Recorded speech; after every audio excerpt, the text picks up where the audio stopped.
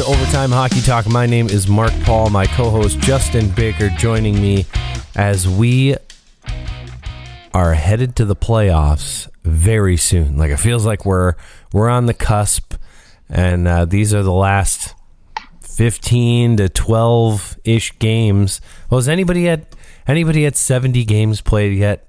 I don't think so, but we're getting there. Once you see that 7, that's when you start to go, oh yeah, LA, Anaheim, Vegas. They're all at 70 games played. I knew I had seen it somewhere. Justin, we are close. We are like now less than a month away from the playoffs. Dude, you know you're close when you start seeing people's pie charts and graphs when it's like, oh, this is what, the team's chances of making the playoffs, or just how many games till they're eliminated. And I love when I see that stuff. It's kind of cheesy, but, to me, it's like, springtime, right? It's like when it rolls around, it's here, and, well, at least you hope it's here anyways. Not here in Michigan, but, when you see those charts pop up, the playoffs are right around the corner. Yeah, in Michigan, all a spring means is that, like, the moon is changed or something. Right. It's still cold. And, I mean, in a lot of the, I'll say, traditional hockey world, it's still a tidbit nipply out right now. Hopefully that changes by the time the playoffs actually get here. Hopefully with playoffs we're ushered in with beautiful weather. But with the playoffs so close, and the Eastern Conference, it's decided. The New York Islanders are not going to make the playoffs. They're 13 points back of the Washington Capitals. It would take an absolute freaking miracle.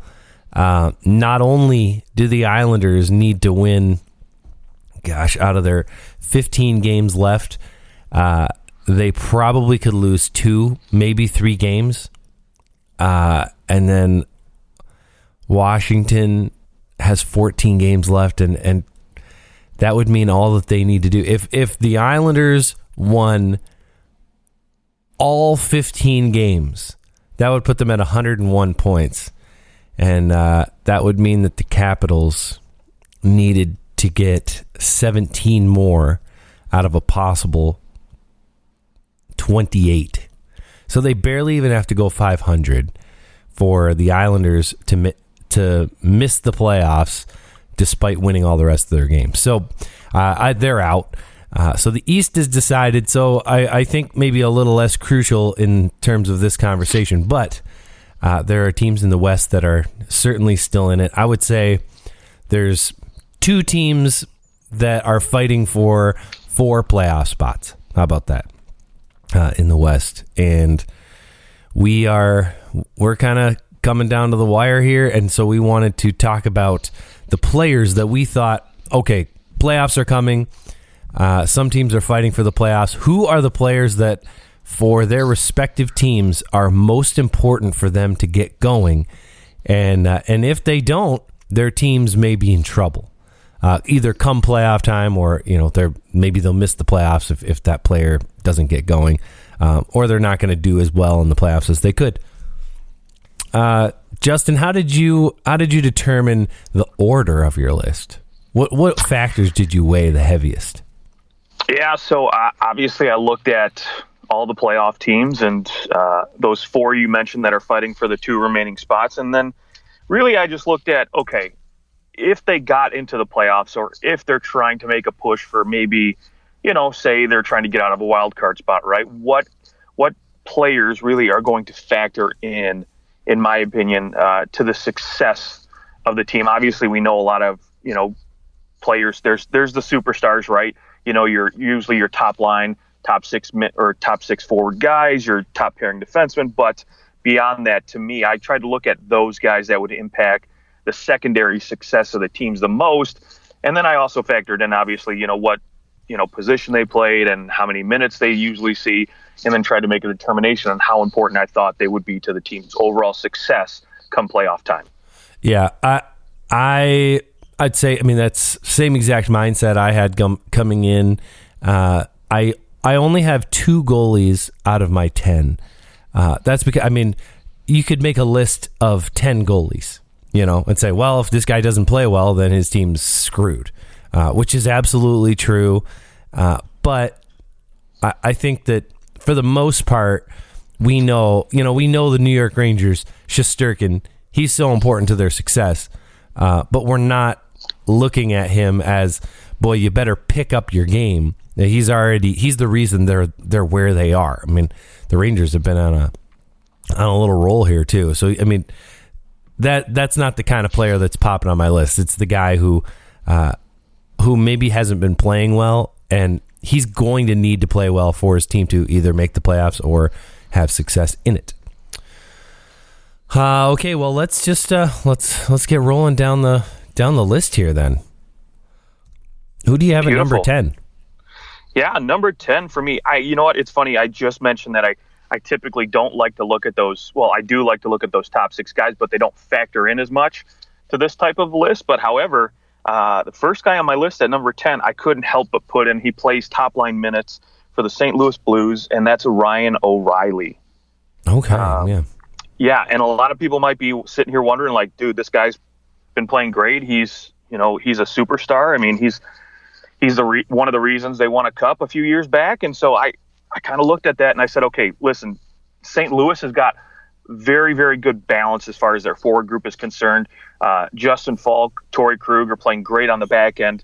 And I could pick apart the goaltending all day, and they may or may not pop up later on my list. However, when I look at Ryan O'Reilly, and I go back to the year when they won the cup here, and he was basically putting up 77 points in 82 games, which is, obviously a fantastic pace. However, when you look at the playoffs, I mean, he was a beast come playoff time. I mean, he just basically 23 points in 26 games, not to mention just everything else he does from faceoffs to, his fantastic defensive play. But to me, I think if this St. Louis team wants to push for, maybe home ice advantage in the first round, maybe get that number 2 spot, avoid falling into a wild card position here with Nashville and Vegas and Dallas pushing. To me, he is a guy that's got to step up the production a bit more. I need more out of Ryan O'Reilly from an offensive standpoint that I'm just not getting from years past. And I think maybe it partially has to do with the fact that, the rest of his team is playing so well. Robert Thomas, Jordan Kyrou, these guys have finally stepped up. He's no longer the top dog on that team in terms of point production. Absolutely. But for me, though, if I think St. Louis is going to make a deep run and make a good push for a Stanley Cup here, he's got to be the guy, right? Those other young guns, they don't really have the experience, the veteran leadership that he does. And if, St. Louis is going to have success, minus the goaltending issues back there, I think for him, he's got to step it up a little bit. Yeah, I mean, I think his 15 goals that's a little disappointing. I mean, granted, he in 1920 he put up. It makes it sound like I'm saying the year 1920. He's ancient. He's been playing for over 100 years. Clearly.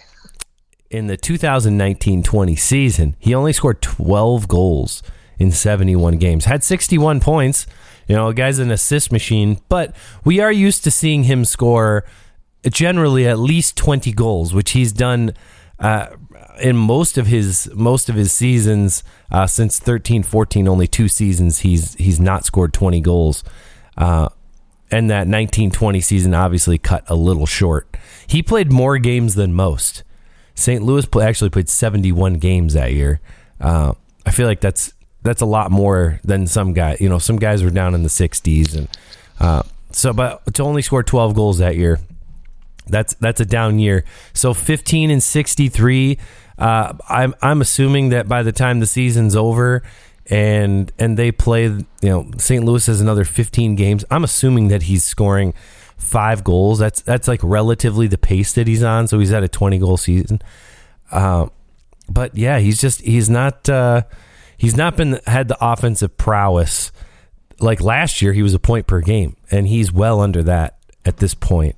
So yeah, I think that's a great point. Ryan O'Reilly, I mean, they're going to make the playoffs, but how deep are they going to go? And a guy like that, maybe he's just going, We're in the playoffs. I can't play the way I want to play in the playoffs all year long, you know? Sure.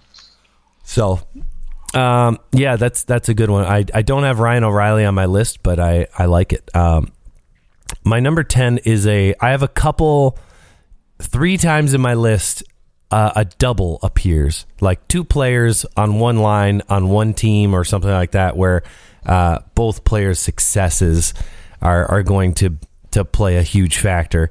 For the Dallas Stars, I like their odds because of how many games in hand they have.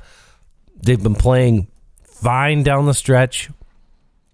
79 points, or 1 point back of Vegas with 4 games in hand. But regardless, the 2 guys making the most money, I know that we're not in this place where we need them to be the top guys in Dallas. They aren't anymore, and Dallas's success is not being driven by them. And I think that's fine, you know, relying more on a Rupe Hintz and Jason Robertson. Those guys have, I mean, not come out of nowhere, but they are the top guys in Dallas. But I think in order for Dallas to make a legitimate run, Tyler Seguin and Jamie Benn need to be better than like what I equate to. You guys are putting up like really good third line numbers. Like probably by the end of the season, they both have maybe like 45, maybe 50 points. So they're like a decent second line, but they just, I want to see, I think that most really good teams basically have 2 good first lines, right? Like their top 2 lines are relatively interchangeable in terms of their production. And Dallas's production drops way off once you get down to Ben and Seguin. And so I think even if they've kind of hit their wall and neither one of them is going to be what they have been in the past, I think they've got to figure it out for one more playoff run for this club. So I've got them at number 10. Yeah, I don't hate it. I mean, I've got Tyler Seguin on my list. He's a little further up at number 8, but I absolutely agree with you. I think Tyler Seguin is a guy, especially at that cap hit. He's only 30 years old. He's not, like, right. This isn't the season where it's supposed to all fall apart. Yeah, and you look at a guy on that top line with Rupe Hintz and Jason Robertson, and you look at old man Joe Pa, you're like, what the frick has he been doing? Like, man's only been just driving a point per game and just really leading the production from this Dallas Stars team. And so, you know, I'm sure a guy like Tyler Seguin, again, who's only 30 years old, has to look at that and say, okay, cool. Well, if he can do it, I can surely do it. And who knows, maybe it's a mental thing, right? Maybe he just literally, started off on a slump and just really couldn't get it going. But this is a guy who typically we're talking about a perennial 30 goal scorer. And, last year, obviously he dealt with injury.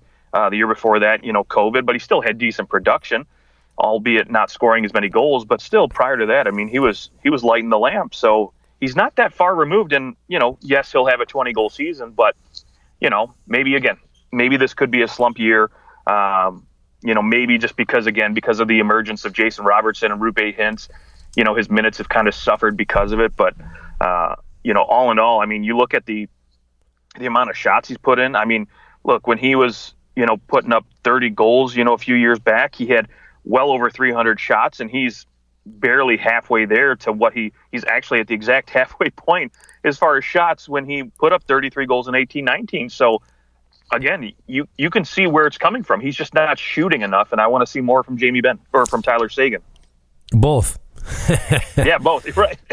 And Jamie Benn, I mean, there's another guy who he should be able to shine during playoff time. I get maybe you can't play the way that you would like to play all year round, but this is playoff mode. It's time to go. Like, if Dallas misses the playoffs, that's a huge failure for what they've decided to invest into this season and not trading John Klingberg alone.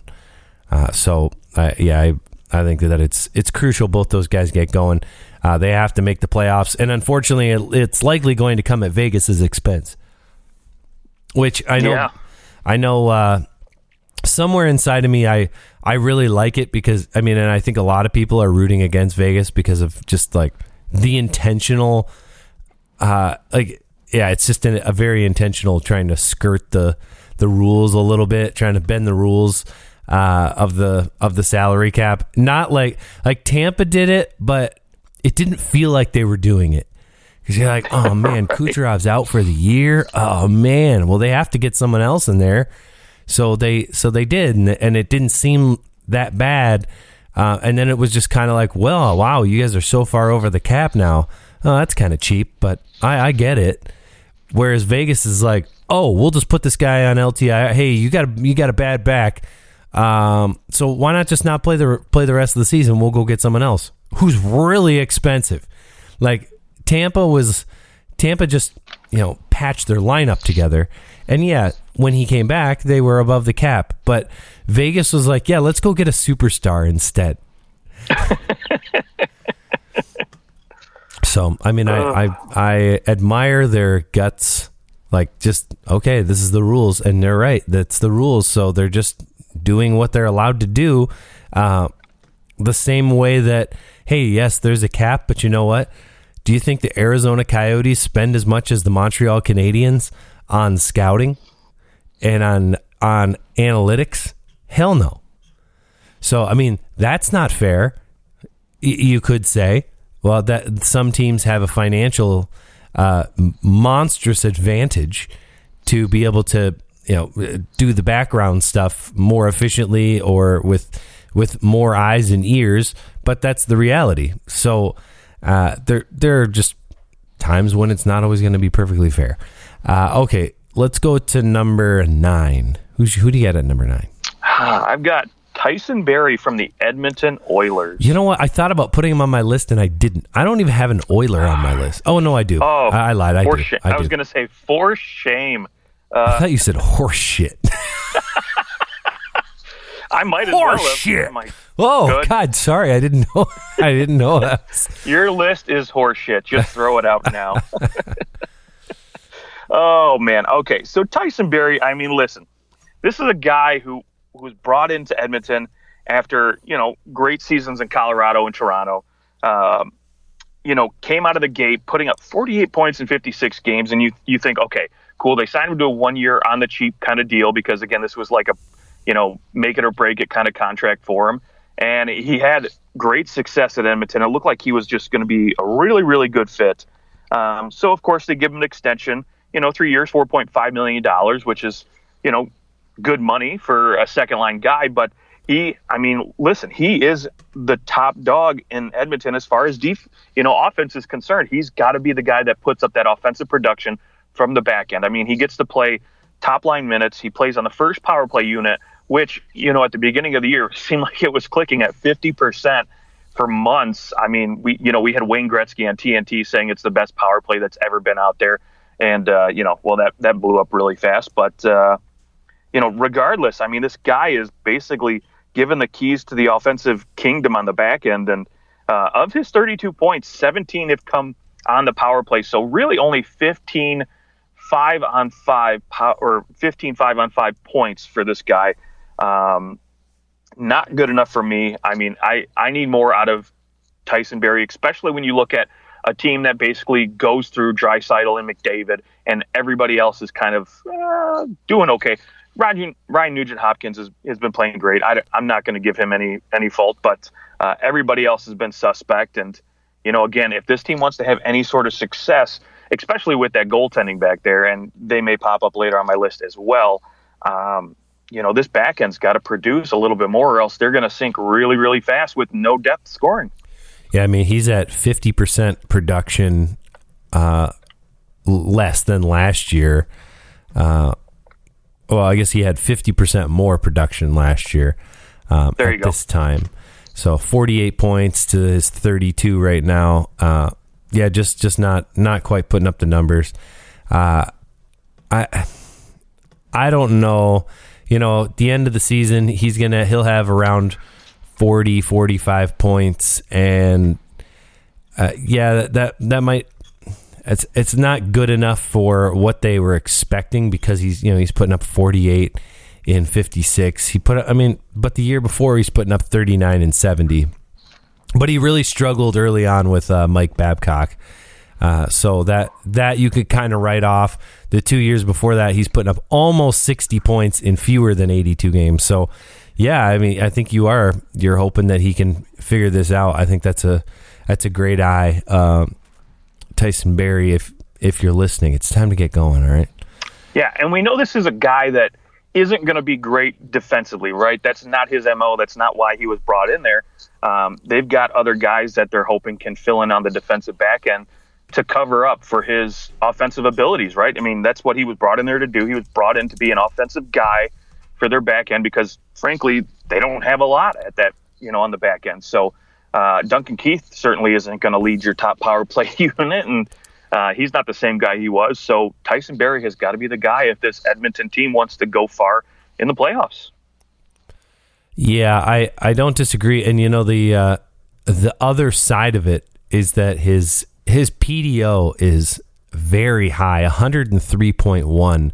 So, I mean, the shooting percentage on ice is 12.1%. Save percentage is 91%, 5-on-5. I mean, he's got some, like, the underlying numbers should be favoring him to be putting up more points than he is. I mean, possession numbers are down from last year, but they're still really good, still in the 56 range. I mean, you kind of look at it and you go, what's going on different than last year? He is taking he's taking more draws in the defensive zone than he has since the 2015-16 season, albeit not by a crazy margin, but that could play a small factor. But, we're seeing it. Guys hit 30 years old, and that's kind of the beginning, not necessarily the beginning of the end, but it is a shift. A lot of guys just can't put up those points. They slow down. You hit that wall, and things just start to slow down. And I think that they have to change their training going into that point. Like sometimes you see that resurgence. They have a down year, and then they're able to kind of tack on a couple more years later on because they figure out what they need to do. Either that or they just fall off the map and they're gone out of the league pretty quick. So we'll see with Tyson Barrie. But I think you're right. For a long playoff run, if he's not putting up pretty good numbers, it probably means the Oilers aren't scoring that much. And he needs to get moving. All right, my number 9, I actually have a rookie at my number 9. And I've got Quentin Byfield for the LA Kings. Okay. I actually put him on my just missed list. So. Okay. Yeah. Okay. Yeah. We're on the same page there then. I mean, he misses the beginning of the year because of that injury. He's got 8 points in 30 games now.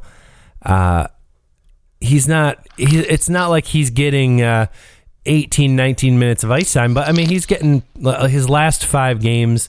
He's averaging about 15 minutes a game almost. So he's out there. He's playing. He only has 1 goal in his last 5 games. I think you want to see him take some strides. And if he can, these last 20 games, I think for a guy who's 19 years old, there isn't necessarily pressure for him to be really good. Like, he doesn't need to be good. It's not his fault if he's not necessarily super ready to go in and be a top line player. That's not what I'm suggesting, but I am suggesting that the LA Kings would love, and I think if they're going to go on a run, then he may be the key to hey, I figured it out right at the perfect time, and now suddenly we have 3 good lines. And Quentin Byfield's driving that other line. So that, I mean, and a 6'5", 220, he sounds like a playoff guy. He sounds like somebody you don't want to go up against in the playoffs. If he's healthy enough and feels good enough to use his body in the playoffs, that'll be, that remains to be seen. But I think he'd be an important guy for the Kings. Yeah, I don't disagree. Right, you look at Tampa Bay, for example, last 2 cup winners, right? They had great success because they had a third line that contributed. And if LA wants to have success, right, that's the reason they brought in Philip Deneau, was so there was no pressure on Quentin Byfield to develop quickly and be that top 6 guy immediately.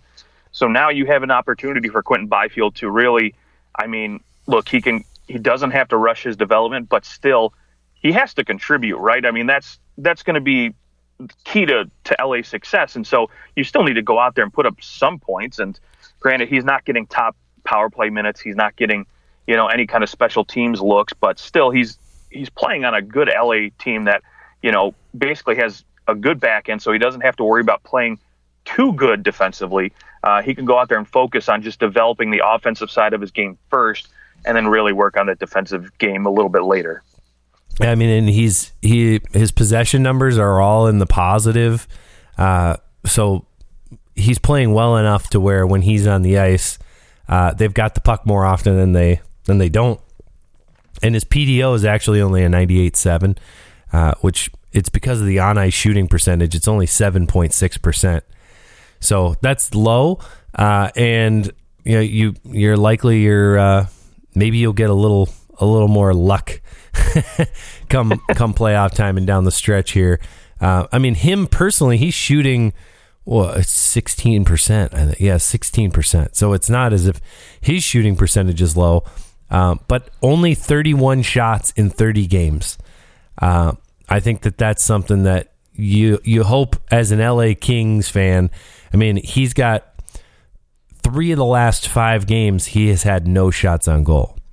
And that's just not going to, that's not going to do much for you. So I think him getting the puck in shooting position is going to be big for LA.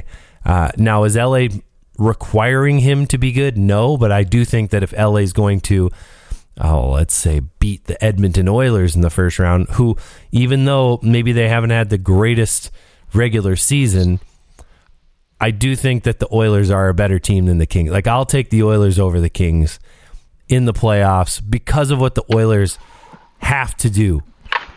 They have to win that series. But I think if the Kings can get that third line going, then they are going to be maybe clicking at the right time going into the playoffs. Who's your number 8? Yeah, number 8, I mentioned him a little earlier. Tyler Seguin, not going to beat that drum, but yeah, he needs to pick it up.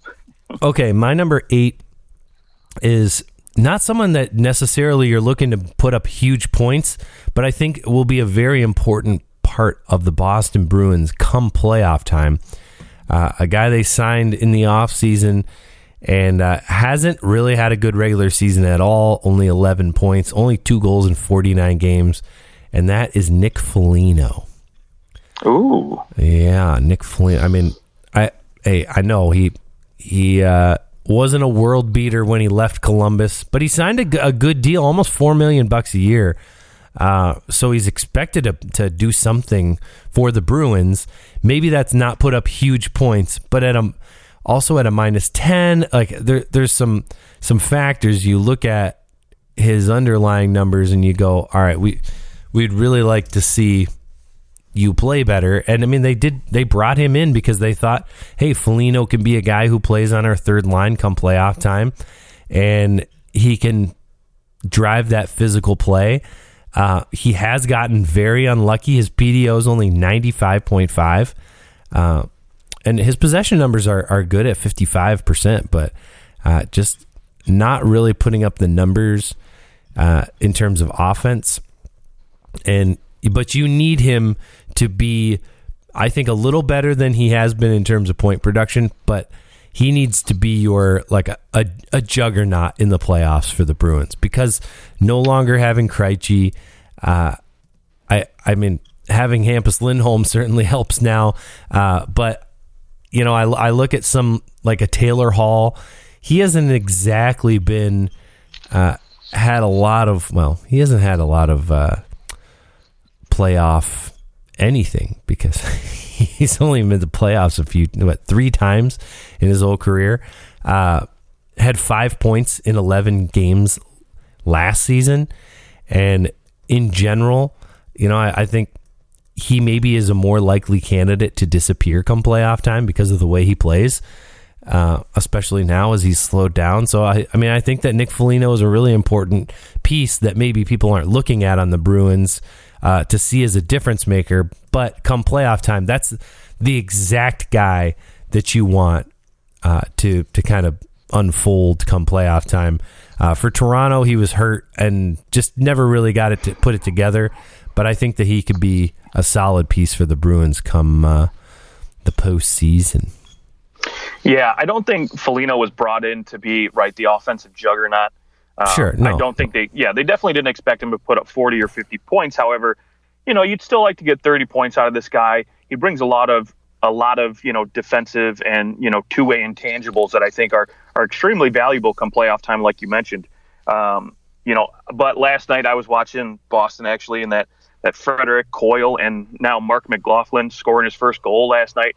He looks like he could be a depth guy that could play an important role for this team now after leaving college. So maybe Foligno doesn't get to see that many minutes now if he doesn't step it up right down the stretch here. He may be relegated to fourth line minutes. So better step it up, dude. There you go. All right, number 7. Who do you have? I've got a guy who's coming off the IR today. I know I mentioned I wouldn't put anybody on IR, on this list. But what I will say is, that's true. You did say that. You lied. Yeah. Son of a. Well, now he's not. So technically, I'm not lying anymore. But what I will say is, this guy is going to be very, very important to the success, especially now that Peter Mrazek is out for the year. Jack Campbell is a guy that needs to find his game, to me, at number 7 here. Has to step it up, because if this Toronto team, obviously they're going to make the playoffs, but if this Toronto team wants to have any long-term success in the playoff and go past the first round for once, they need this guy to step up and not necessarily be the guy he was in November, but he needs to be, that 9-10, 9-15 save percentage type goaltender for this team, so they don't have to sit there and worry, crap, are we going to, if we give up a 2-on-1 going the other way, are we screwed automatically? I mean, percentages do favor 2-on-1s, but still, you need him to stop a few of those, right? And when I look at Jack Campbell prior to him going out on IR, and yes, he also took that week off to reset mentally, but from March 8th, or from January 1st till March 8th, playing 17 games, 9 of those he allowed 4 or 5 or more goals. Yeah, it was a rough stretch. Right. And so you need that guy pre-2022 who was playing, again, decently in December, November. You need pretty much close to that if you're going to have some we were success. talking about him for the Vezina Trophy early on. Absolutely. That's it. Yeah, I don't necessarily think they need that guy. However, if you can get that guy, I think the Leafs go from being in the pack of, hey, they could win the cup. Sure. I don't think that it's out of the realm of possibility that the Leafs win the cup, but I think that a lot of things have to go right. But if they were getting Vezina caliber goaltending, suddenly, you look at what it's done for the New York Rangers, and I don't think that in terms of the rest of the construction of the offensive abilities of the Leafs versus the Rangers, I'm putting the Leafs ahead. And if the Leafs were getting Shesterkin style goaltending, they'd probably have 110 points. They'd probably be at the top of that conference right now. They would be definitely atop the league if they were getting that kind of goaltending. But they don't need that kind of goaltending. But I think they're going to need better than average goal. You don't win in the playoffs and have below average goaltending. It just doesn't happen. Right, especially considering the teams they have to go up, right? Florida Panthers, right? There's one team you're going to have to probably go through. They literally, they just had the third star of the month there in Sergei Bobrovsky putting up great numbers. He's looked fantastic all year. Yep. Vasilevsky in Tampa, we know what he's capable of. And looks like Swayman and Allmark are looking, they look like they're pretty good. And you've got Tristan Jarry in Pittsburgh, Shesterkin in New York, and then Freddie Anderson going in Carolina. So they're the only team in the Eastern Conference outside of Toronto who you kind of look at their goaltending and scratch your head is Washington. And I don't, I thought about putting Alex Ovechkin on this list just because it was like the only way the Capitals are going to win is if Alex Ovechkin plays outside his mind. But then every time I look at his stats, I say he is playing outside his mind already. He's still rolling. You go, is he slowing down at all? No. So the Capitals, there's a reason why they didn't go out and do too much craziness at the deadline. I think they recognize that this iteration of the Capitals, they're going to let them do their best, but they're likely not going to go far in the playoffs, having to play either Florida or Carolina in the first round. Yep. Okay, my number 7 is a Pittsburgh Penguin, Kasperi Kapanen.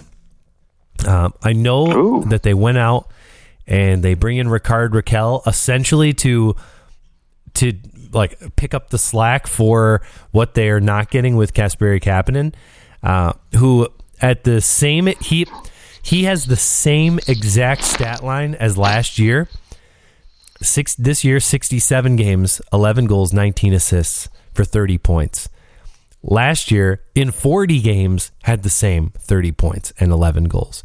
So he's far off his production this year. The underlying numbers, they're not really bad.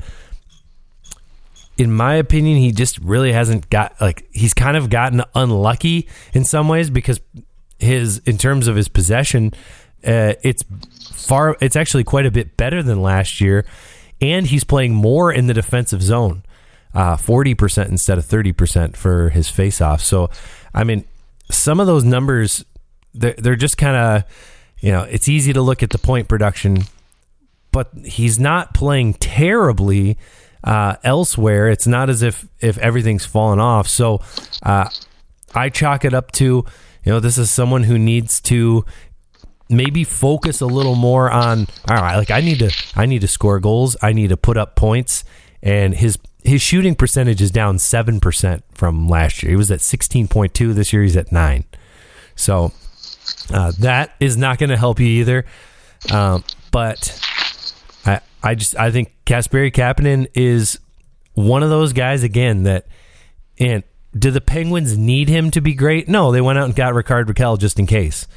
But if he can figure it out, the Pittsburgh Penguins are incredibly dangerous because that means that your third line is now, if your third line is a really good Kasperi Kapanen down there, especially with injuries, if he can slide up in the lineup, which we know he can play anywhere in that lineup, I think the Penguins have a legitimate chance of not just beating the Rangers, but of getting out of the Metro.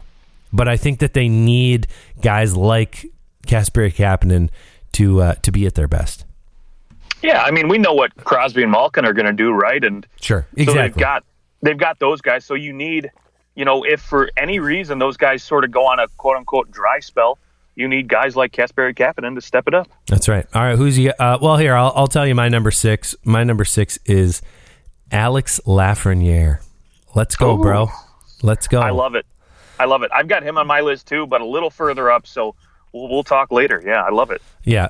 Okay. We'll touch on him more when we see how high he gets. Who's your number 5? My number 6 first. Right. Yeah. So my number 6 is I kind of stole what you did, and with the Tyler Seguin, Jamie Benn thing, I've got Brandon Hagel and Nick Paul from the Tampa Bay Lightning. And let me reference that I made this list prior to last night's game with Tampa, where that third line was looking really, really good. So for me, Brandon Hagel, first 6 games, only 1 goal. Nick Paul, first 6 games with the team, only 1 goal. This again is a team, minus last night's game for them. Nick Paul and company, they put up some good numbers on that third line. But if Tampa Bay wants to recreate their success in their playoff run, Brandon Hagel's got to be a guy for them, right? Him and Nick Paul both have to step it up, quote unquote, on both ends of the ice. And Nick Paul is gonna be great defensively. I think there's no doubt in my mind he's gonna be able to put up that good two-way game. But I need both these guys to really step it up offensively. And, again, Nick Paul wasn't brought in necessarily to bring those offensive numbers, but Brandon Hagel definitely was. I mean, in 55 games in Chicago this year, 21 goals, 37 points. I mean, yes, he was shooting at a ridiculously high 22% shooting percentage, but I still think there's, even if you get a fraction of that, you're still going to get some good offensive production, and he's going to get opportunities to play on that second power play unit and get some good ice time with some quality players. Okay. Yeah, I think there's a theme that third line players become important come playoff time. Every team has a really good first line. There isn't a playoff team out there that you go, no good first line. There's no one good on that first line. Not a one. Even the teams you would say offensively they're not quite as good. The New York Rangers. Oh well, they've got one of the highest goal scorers in the league, in Chris Kreider. They've got Artemi Panarin. Like, they have a good top line. Mika Zibanejad. The Boston Bruins, they haven't scored a whole lot this year either, and yet their top line, like the guys that they can roll out there are still terrifying. Right. So the top end of every team is pretty good. They're really maybe the one team that you could point to and say that they don't have the same flash of a top line maybe is Minnesota. Like, yes, they have Kaprizov, but outside of Kaprizov, I don't know that I would go so far as to say that their top line is scary from just like I'm a pure skill point of view. Zuccarello, does he really scare me? No. Kevin Fiala, I suppose he does, but just not to the same extent as like, hey, I'm rolling out Austin Matthews and Mitch Marner, or right. Or hey, I'm rolling out Johnny Gaudreau, Matthew Tkachuk. Like, there's just a different level of that. I think especially in the East, though, you've got unbelievable top end talent on all these teams. Okay. Let's see. We're on number 5, right? Number 5. Let's do it. Number 5. I have someone that was traded at the deadline who I think will be a very important player for one of the top teams in the East come playoff time. And that's Max Domi. Ooh. He has actually played sneaky good for them so far. He only has 3 assists in 5 games, I think. 5? Is that how many he's played so far for them? I think so. Yeah, 5 games. He's only averaged 11 minutes a game so far with them. So, I think I'm sure Rod Brindamore, we know his style. He's a little more hard-nosed. He's going to make you earn it. So it's not surprising that maybe he's not getting huge minutes right away, because he's looking to figure out, how Max Domi fits into the team, and also he wants Max Domi to be able to play a certain way.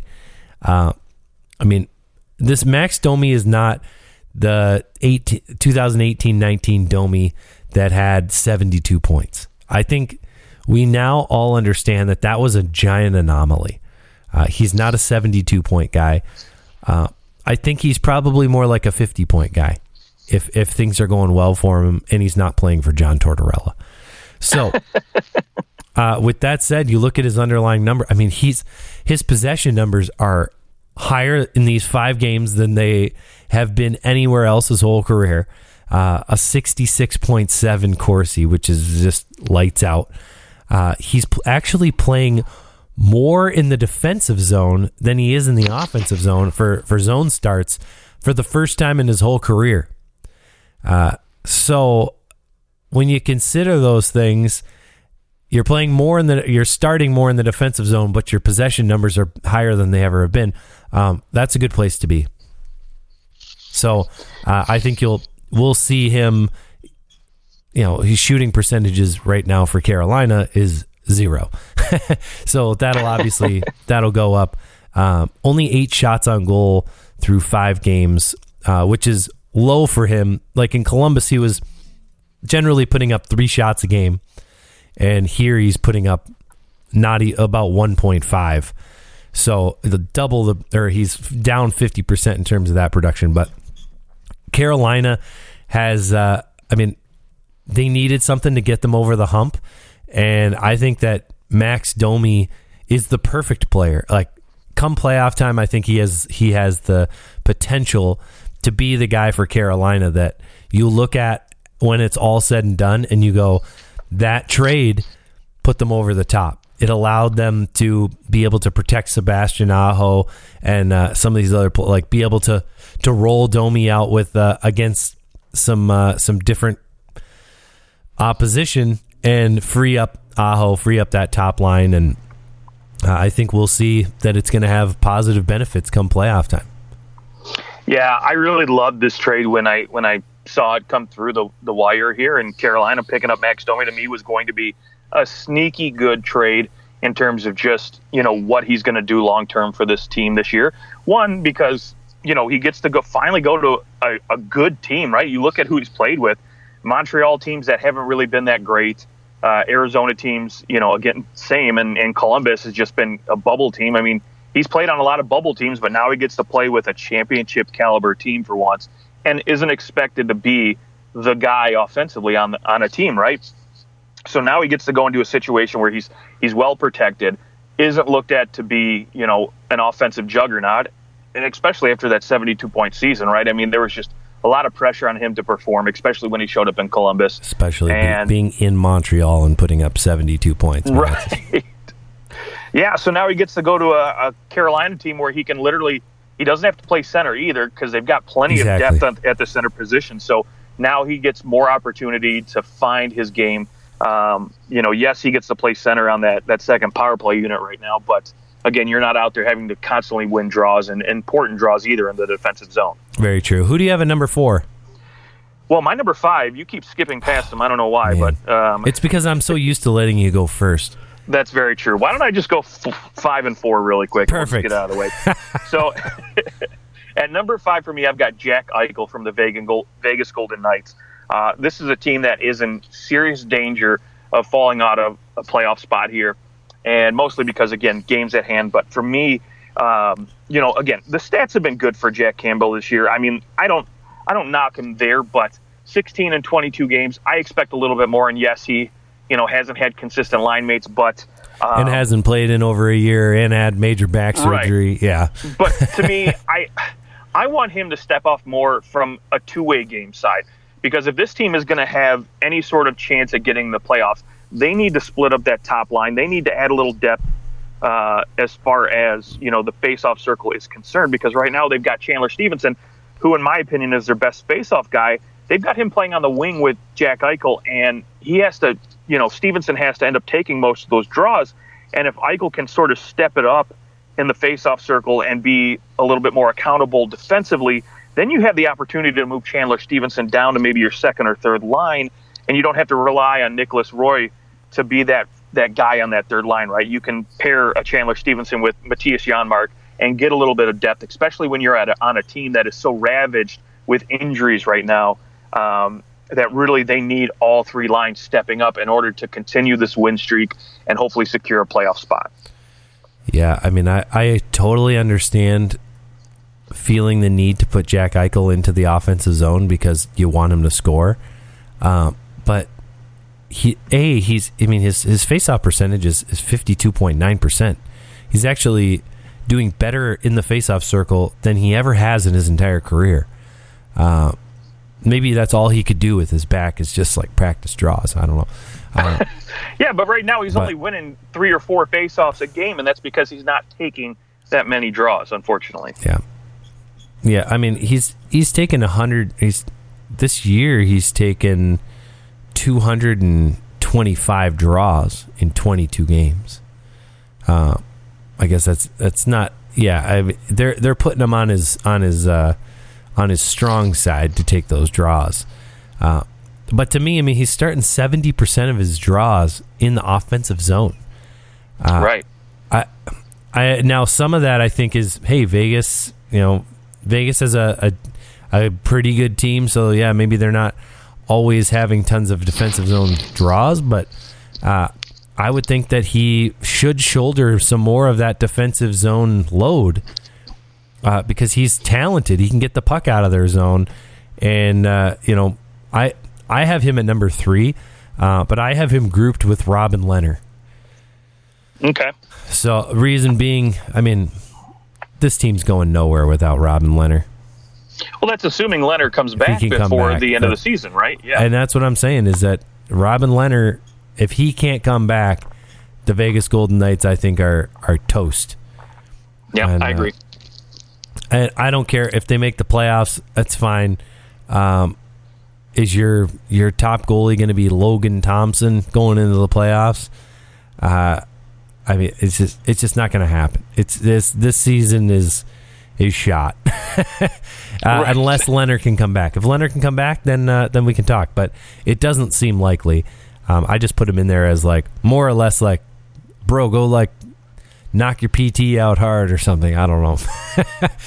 But yeah, Jack Eichel, he does need to be better if they're going to make the playoffs. Now, I don't blame him. I don't think that. I didn't necessarily expect him to come in and be a 1.2 points per game player because because of what he just went through. So I think that the good thing is whatever happens here, he'll come back next season and he'll be ready to roll, and that's the important thing. No, I agree, and a healthy Vegas team too, right? If he gets everybody back, Mark Stone on his wing, right, then you get an opportunity to really shine. And they can be you really just got to figure out year. what 4 players you're going to get rid of. Oh, perfect. Who's your number 4? Yeah, number 4. I've got my my second goaltender and second player from the St. Louis Blues, and that is Jordan Binnington. I know we talked about Jack Campbell needing to step up and be the man, but to me, I think St. Louis is even more desperate because, again, they have to go through a lot of really good defensive teams. Toronto has the luxury of being to outscore anybody if they need to, right? Whereas St. Louis, I don't necessarily look at them and say this is a team that I know can go out there and put up 6-7 goals a game. No, even though, yes, they are scoring a ton of goals, but again, they're going to need good goaltending when they have to go through Minnesota, when you've got to eventually go through Colorado, right? These really good high-scoring teams, and again, it's funny to group Minnesota in there because you wouldn't expect their name to be thrown in with one of the better top offensive teams in the West, but it turns out they are one of those better offensive teams. So much depth. Right. And, I mean, look, through 66 games, they've got more goals than Edmonton right now, so what does that say?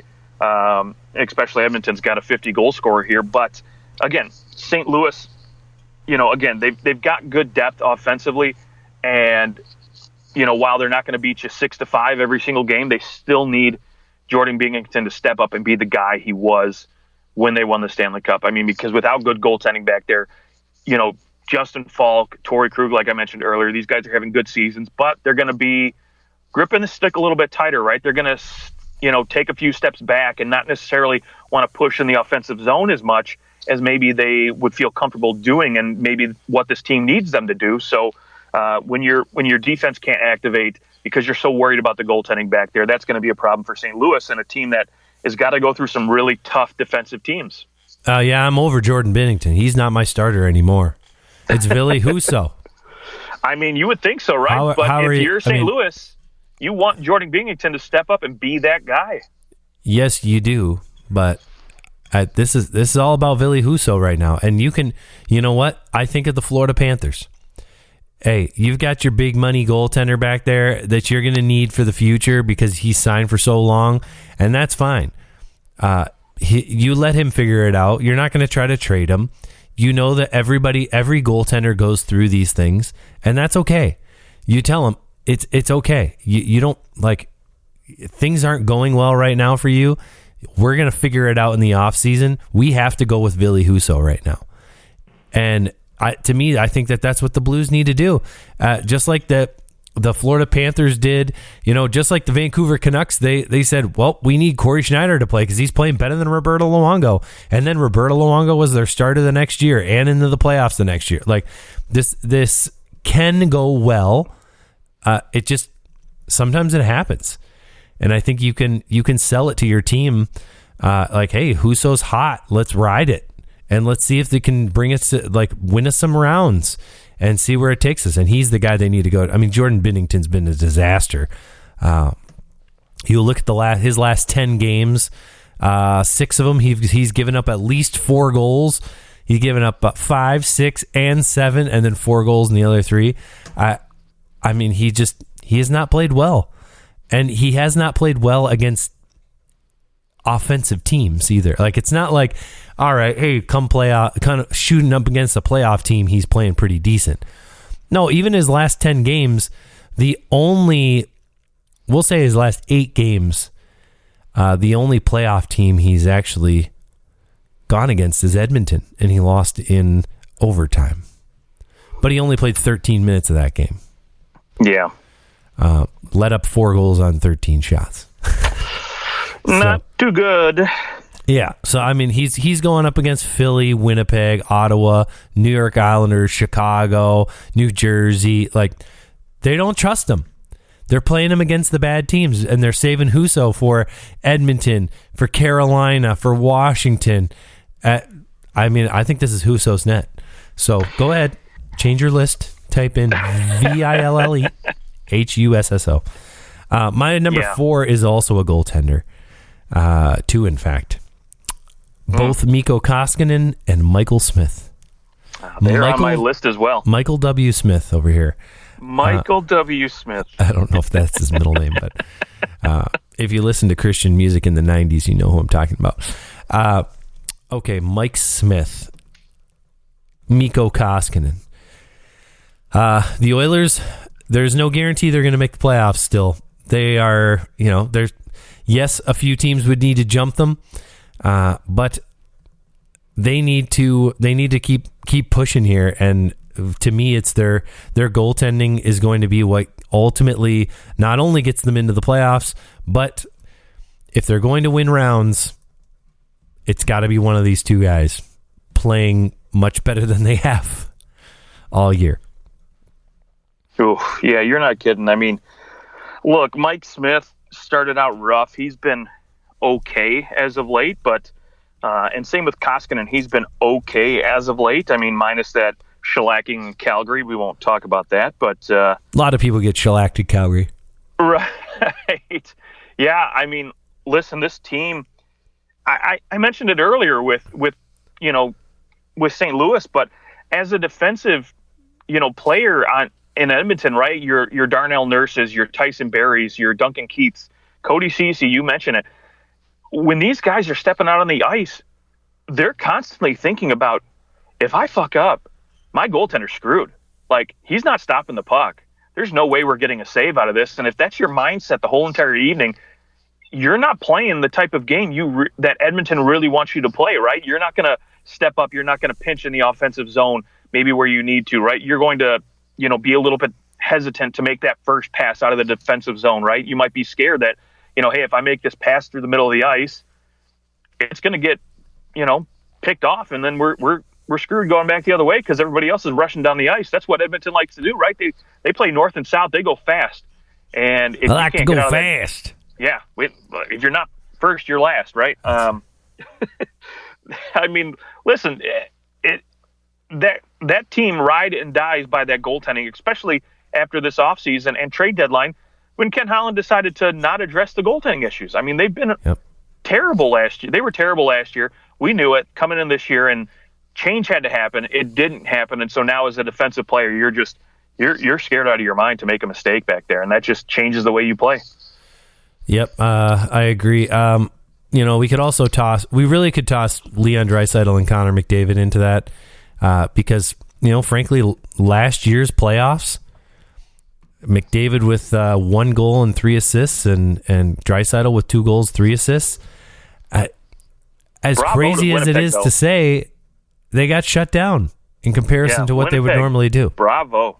They figured it out. They did. I mean, I think we're going to need to see them step up and be even better in the playoffs. And, maybe the one guy who should have been on our list as a key contributor for these playoffs is Evander Kane. What can he do come playoff time? He has only made the playoffs twice in his entire career, and it's been since 18-19 since he was there. He put up 8 points in 20 games for the Sharks, but he's going to need to be good. He's going to need to keep on scoring goals for this team. I mean, he's not, going to be a huge assist guy, but so far he's got 15 goals in like 22 games or something like that. Or, when you're playing with Connor McDavid, it's hard not to score 16 goals. 16 and 30. Yeah, so I mean, he's on like a 40-goal pace, which really means in a 7-game series, you need him scoring probably 3 or 4 goals, and they're going to need to be 3 or 4 big ones. So Edmonton, a lot of pressure, much like their counterpart in the West, the Leafs. But the Leafs have had more success in the regular season this year to where you're less worried, I guess, even though their opponent's probably going to be scarier.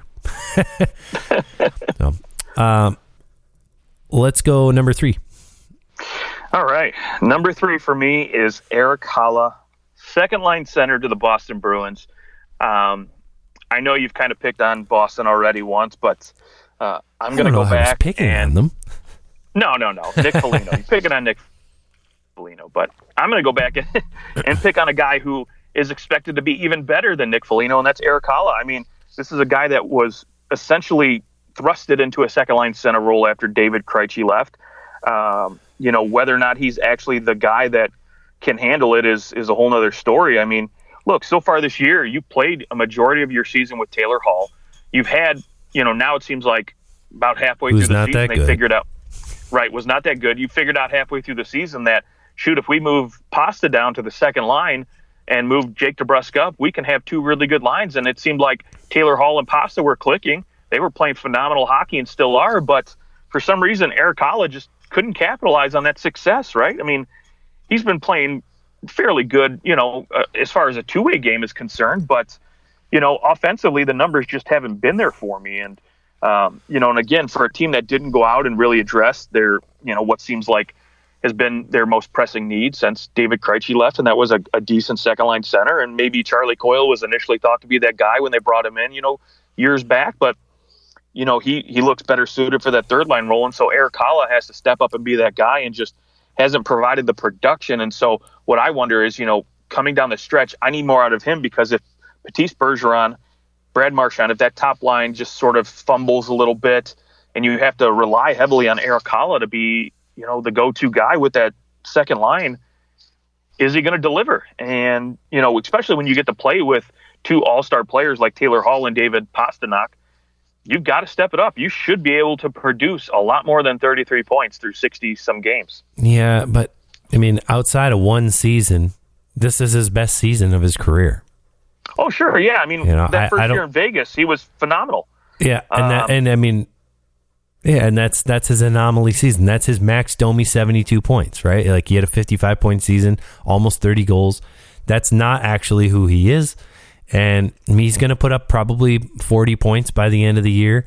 And for me, I guess that's more than what I would expect out of Erik Haula. However, maybe playing with who he's playing with, he does burden some more of the defensive responsibilities to be able to let those guys go.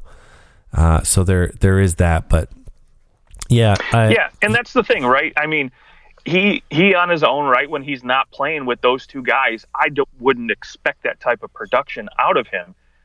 Because, again, I agree with you. He's never really been that type of offensively output kind of guy. But, again, when you're playing more than half the season with Taylor Hall and David Pasta, you should be doing a little bit better. So, and if this team wants to go deep in the playoffs, I mean, Hampus Lindholm might be the game changer they needed, to make the difference, get them over that hump. But they're going to have to be able to roll 3 good lines, and Halla's going to have to really, I mean, he's going to have to step up just a little bit more for me offensively come playoff time when they, can't rely on that top line anymore.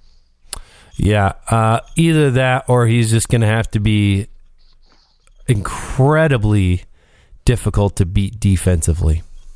Exactly. Like make up for some of that, which he has been good in the face-off circle. Not as, I mean, I guess he's over 51%, so it's not bad, but it doesn't compare to his like last year was at 55%. Historically, he's been actually a little better in the face-off circle. So perhaps that's an area that he could certainly help them to get the puck in the offensive zone when they have the opportunity. Okay, let's. My number 3 is Jack Eichel and Robin Leonard. We've already beat them to death. So we'll go to my number 2. You said your number 3. That was your number 3, right? That was my number 3. I just wanted to make sure I wasn't skipping you. My number 2, we talked about him a little bit, but my number 2 is Jack Campbell. I have him up this high because I truly believe, like, everyone might get fired in Toronto if they don't win at least a playoff series this year. And if they win one, the next series they better lose in 7, kind of thing. Like they can't just win a playoff series and then lose in 5 games and call it good. I think they need to go on a deep run. Otherwise, I think there is a chance that they might bring in either a different head coach or a different general manager. I think heads will fly. You got to think that Shanahan's safe for one more GM if he wants to bring in someone else.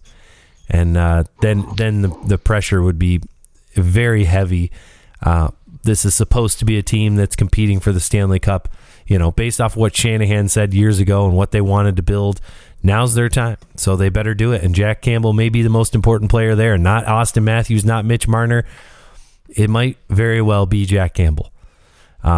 Which is a tremendous amount of pressure to put on to one person who's been with the team for 18 months.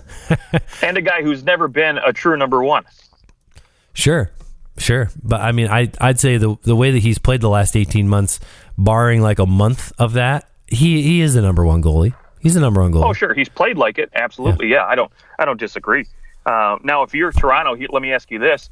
Come playoff time, if you have to start, because again, I agree with you. I think it's crucial that they win that first round. It looks like right now they're slated to play Tampa in the first round. Would you rather them maybe dip a little bit and fall out and have to start the first round against Carolina or Florida, or would you rather them stay where they are and play against Tampa? Just keep playing the games. Okay. I don't think you can't go, let's lose on purpose. The second you do you're screwed, Or let's rest some guys. I mean, I don't have a problem with resting Spezza and Simmons. I think those guys should be playing every other day anyways. And with sneaky under the radar last second signing here, Nick Abruzzi coming in from Harvard, I think he's got a real shot to be something really special. So I think I don't know if he's going to get have his debut tonight against the Flyers, or if it'll be here in the near future. But I think that type of player is very important for the Leafs because they need to be able to give Simmons, give Spezza some time to just kind of gear up for the playoffs. I think you've seen it. Wayne Simmons, this is probably his last year. My guess is he retires after this year, to be honest. He's played quite bad. He's getting healthy scratched all the time. He's just slow. He's slow. Yep. Yeah. And unless something really changes, unless he really goes to work, loses weight, and is able to get some of that speed back. I mean, even his hands just don't look as good. Spezza's hands are still there. I think with Spezza, it's just a matter of just give him a little time off and have him, don't have him play every night. In my opinion, that's what I would do. But he might tell you he wants to play every night, and I say, too bad. But yeah, I think Jack Campbell he's the key. He's the key to it all. Who's your number 2? My number 2 is the guy you mentioned earlier, and I promised we would wait to talk about, and that is Alex Lafreniere. Oh, yeah. Oh, wow. Second most important player coming into the playoffs. I absolutely think so, because, again, we talked about it to start this list off, how important third lines are going to be to team successes. And listen, the Rangers got lucky, and I shouldn't say get lucky. I think they traded wisely because, to me, this was a guy who I thought was going to be an under-the-radar type of move, just like a Max Domi, but he seems to have paid off even better at this point when they acquired Andrew Kopp, right? Ryan Strom's gone down with injury for the last couple of games, and Kopp has stepped in just phenomenally, but it gives you flexibility, right? Frank Vetrano is another acquisition they made who has turned out extremely well. And now you're able to put him on the right wing where he actually is suited for to score some goals. And it gives you the opportunity to move Alexis down to your third line, right? You can put him on his left wing where he's most comfortable, where he's a natural player at, and you give him that opportunity to really go out there and score some goals. But the reason I put him a little bit higher on this list is just because, I look at his production that he's had through the course of the season. In, 67 games, he's played with phenomenal players, like you mentioned, Chris Kreider, only 25 points and 15 goals to go for it. I need more out of this guy. I think especially if this team's going to be, and granted, all 15 of those goals are even strength goals too, so he sees no power play time at all. I think if this team wants to have long-term success in the playoffs, they need a third line that can contribute, and that's one of the reasons they brought in Gaudreau, right? So he can be that third line guy he was in Tampa, and Philip Scheidel is going to be Philip Scheidel. He's going to bring you good third line production, and so Lafreniere's got to step it up and be that go-to guy on the third line. Yeah, I agree. Obviously, I have him on my list. Part of me feels as though he's so overrated because of where he was taken in the draft, and that really he's probably ends up being no more than a nice second line winger. We'll see how he actually pans out, but at the same time, the playoffs are that time where a young guy, it's a fresh season kind of deal, and some of these young players, they go, oh, I get it, and then they have the playoff of their life, and then the rest of their career kind of takes off from there. So I do, maybe that's Alex Lafreniere. I hope for his sake, I hope that it is. Unless he's playing the Leafs, then I hope that it doesn't happen. Right, and you look at, again, Capo Caco's been out with injury, and I know there's been talks again with one of these two guys possibly getting moved. It was at the deadline they were thinking about moving one of those guys, and I think if you're going to seize an opportunity to say, hey, you know what, this is why you should keep me, and maybe, especially, again, this is a big what if management's thinking this. If Chris Drury's up there thinking, okay, I need to move one of these guys and bring in another piece, say we don't go far in the playoffs, this is your opportunity to give him a reason to keep you. Yep, 100%. Okay, on to the number one. Who do you have? So I've got a tandem, and you've already talked about them, but for me, I don't think there's any other tandem that's going to equate. Yeah, the Edmonton Oilers goaltending is going to be so. Listen, they've just got to be better, right? If Edmonton wants to go deep, especially if you end up in a series where you face another Winnipeg that shuts down McDavid and Draisaitl, right? I mean, Evander Kane was brought in to help kind of alleviate that, so you don't have to pair those two superstars together, and you hope to spread out the offense. But if for some reason offensively they get stymied and they just can't produce, you've got to have good goaltending back there, right? The goaltending's got to bail you out. And right now, I would not look back at that goaltending and say, okay, they're capable of bailing them out. Right. And what I'll say is that while your number one tandem, you're asking them kind of to do something that either they have never done or, in Mike Smith's case, has not really done in a long time. Right.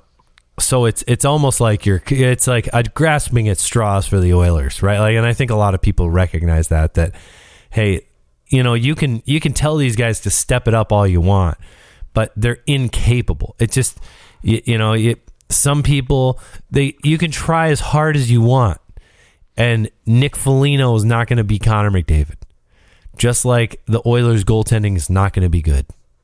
Like, I'm sorry, that's just. I don't see it happen. Now, does it mean that they can't be good for a game? No. They'll have like nice little flashes in the pan, and maybe that's enough to get them through the first round. Beating an LA.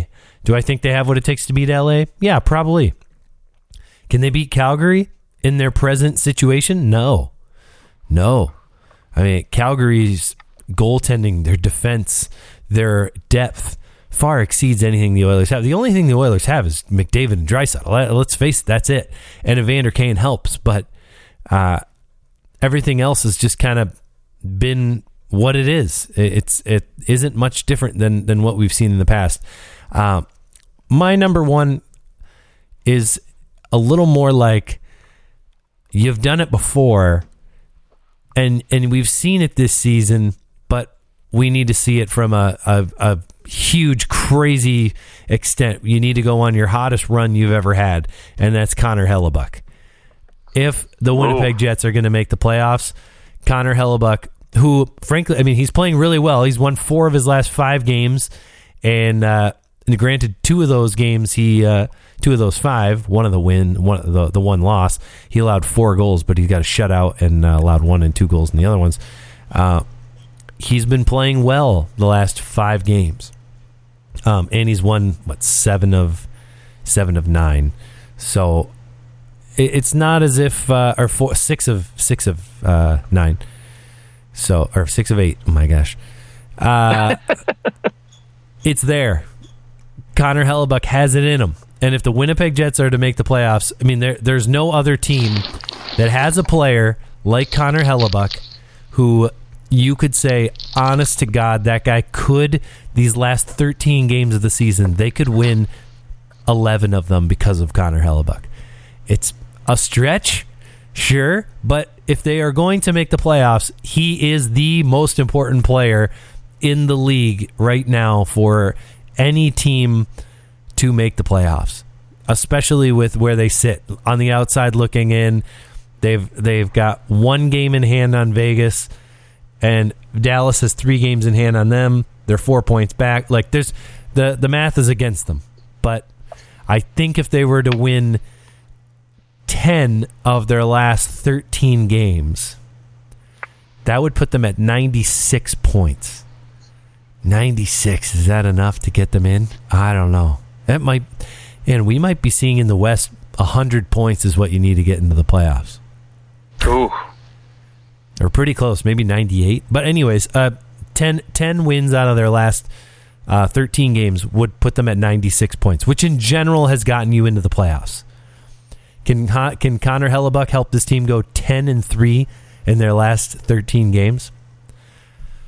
He'd be the one that has to do it. Yeah, the one thing I will say for Winnipeg, right, and maybe why I didn't put Connor Hellebuck or anybody really from Winnipeg on my list, is the fact that I think as a team collectively, everybody needs to play at their best, right? Because they are so far out of the playoffs right now in terms of, remaining games and the points they're behind Dallas and Vegas right now. Sure. They really need everybody to play at their most elite levels that they've had, right? I mean, if there's any time to be in playoff mode, it is right now, right? You want guys stepping up. You want your Scheifele's, your Blake Wheelers. You want those guys playing at a point per game production. And you need Hellebuck stepping up with like 925 save percentages every single night at least. So I'm thinking like 9.4, 9.5. It might be needed, right? Because again, the hole they've dug themselves into early in the season, and lately it looks like these guys have been kind of doing that. They've been stepping up, and where you kind of hope they would have been at the beginning of the year. And look, to me, I don't disagree with you. I think that's a well chosen number one and a guy that I won't argue with on anybody's list. But he's your boy. I still think he's a quality top 10 goaltender. But I just think, again, as a team and as a whole, I think there's just so many players on this team I could pick, and maybe that's why I had a hard time putting them on my list. But again, not going to fault you for doing it. Well, thank you. All right. Well, that's our top 10 players that need to pick it up. There you go. We will be back soon. You can find us on Twitter at OT Hockey Talk. Until then, Justin, have a good rest of your weekend, and to our listeners, enjoy all the hockey. We'll talk to you later.